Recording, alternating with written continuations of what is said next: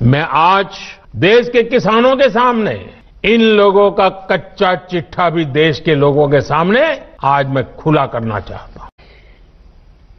ये कृषि सुधार, ये कानून रातों रात नहीं आए हैं। पिछले 20-22 साल से इस देश की हर सरकार ने, राज्यों की सरकार ने इस पर व्यापक चर्चा की है। कम अधिक सभी संगठनों ने इन पर विमर्श किया है। देश के किसानों के संगठन, कृषि एक्सपर्ट्स, कृषि अर्थशास्त्री, कृषि वैज्ञानिक, हमारे यहां के प्रोग्रेसिव किसान भी लगातार कृषि क्षेत्र में सुधार की मांग करते आए हैं। सचमुच में तो देश के किसानों को उन लोगों से जवाब मांगना चाहिए जो पहले अपने घोषणा पत्र में इन सुधार करने की बात लिखते थे, वकालत करते थे और बड़ी बड़ी बातें करके किसानों के वोट बटोरते रहे, लेकिन अपने घोषणा पत्र में लिखे गए वादों को भी पूरा नहीं किया। सिर्फ इन मांगों को टालते रहे क्योंकि किसानों की प्राथमिकता नहीं था और देश का किसान इंतजार ही करता रहा। अगर आज देश के सभी राजनीतिक दलों के पुराने घोषणा पत्र देखे जाएं तो उनके पुराने बयान सुने जाएं, पहले जो देश की कृषि व्यवस्था संभाल रहे थे ऐसे महानुभावों की चिट्ठियां देखी जाए तो आज जो कृषि सुधार हुए हैं वो उनसे अलग नहीं है। होता क्या है? होता ये है कि किसान की पैदावार सस्ते से सस्ते दामों खरीदी जाती है और शहर में महंगे से महंगे दामों बेची जाती है। क्या मैं पूछना चाहती हूँ, क्या किसानों का हक नहीं बनता है कि उनके पैदावार की सही कीमत उन्हें मिले?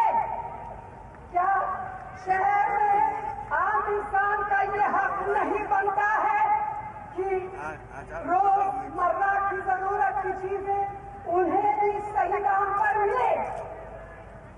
ये तब संभव होगा, ये तभी संभव है जब किसान बिना किसी बिचौलिए के अपनी पैदावार सीधे शहर तक पहुंच सके। मगर ये अच्छा है, किसान के लिए अच्छा है। आज किसान को एक विकल्प देने की जरूरत है, जितना विकल्प दे सके उतना अच्छा है, खराब नहीं है किसान के लिए। आज किसान जब सीजन आता है तो अपना आलू 2 रुपए 1 रुपए किलो में बेचता है, उसके 3 महीने बाद अपना ही आलू भी 30 रुपए और 40 रुपए में खरीदने का मजबूर होता है। ऐसे टमाटर की बात है। अपनी ट्रॉली का डाल खोल के किसान सड़कों के ऊपर अपना आलू गिरने को मजबूर होता है, जो फोटो दिखा रहे थे पंजाब के जो सांसद हैं। ऐसे जो किसानों को एक जितना विकल्प दें वो उनके लिए बुरा नहीं हो सकता, विकल्प देने की आवश्यकता है। अगर और कोई ये बाध्य नहीं है कि भाई इन्हीं को देना पड़ेगा। अगर मल्टी ब्रांड रिटेल का कोई एफडीआई के अंदर जो स्टोर है वो किसान को ज्यादा भाव देगा, किसान उसको देगा। कि देश का किसान बेवकूफ नहीं है, देश के किसान को मूर्ख ना समझिए। जो किसान को ज्यादा भाव देगा, किसान अपना फसल उसको देगा, किसी और को नहीं देगा। अगर आड़तिया देगा तो आड़तिया को देगा, जिनको आपने किसान बोता है और बेचना जाता है तो उसके पास कोई मार्केट नहीं है, उसको मालूम नहीं किस मार्केट में जाना है। अगर मंडी जाता है तो 35 से 40% सामान खराब हो जाता है। और इस बीच में 8 लोग कमीशन एजेंट होते हैं, बीच में 8 कमीशन एजेंट बिचौलिए। और ये स्टडीज की गई हैं और मेरे पास आंकड़े हैं कि बेचारे किसान को 15 से 17%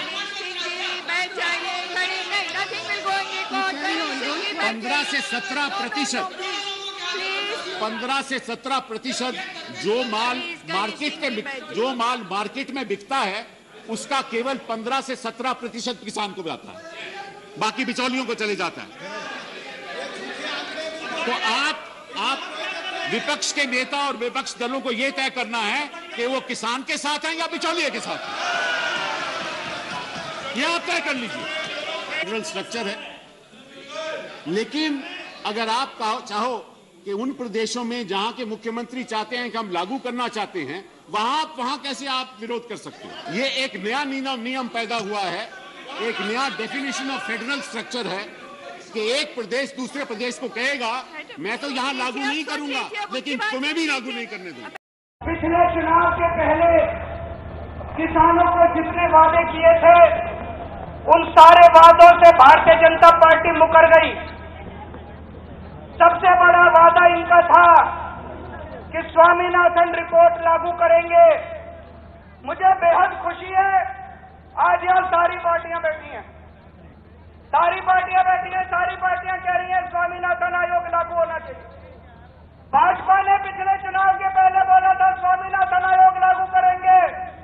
स्वामीनाथन आयोग तुरंत लागू किया जाए, किसानों को उनकी फसल का पूरा दाम दिया जाए, किसानों को भीख नहीं चाहिए।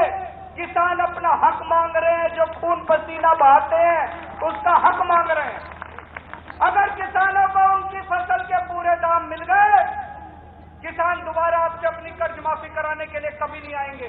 अपना कर्ज वो खुद कर लेंगे, अपने बच्चे की शादी खुद कर लेंगे, अपनी घर में कोई बीमार होगा खुद कर लेंगे।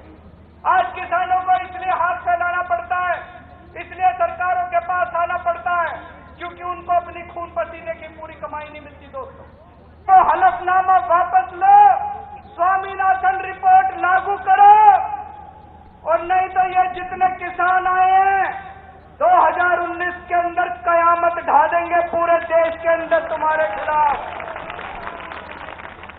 ये भी पूछ रही हैं, पब्लिकली पूछ रही हैं, हमारे कृषि मंत्री टीवी इंटरव्यू में कह रहे हैं, मैं खुद बोल रहा हूं कि भाई आपको कानून में किस क्लॉज में क्या दिक्कत है बताइए।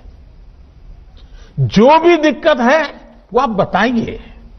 तो इन राजनीतिक दलों के पास कोई ठोस जवाब नहीं होता, और यही इन दलों की सच्चाई है।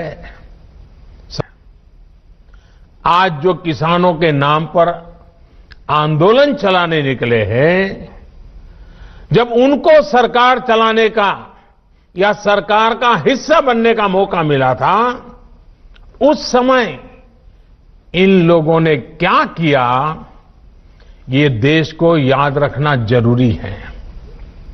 वही बातें इन कृषि सुधारों में की गई हैं।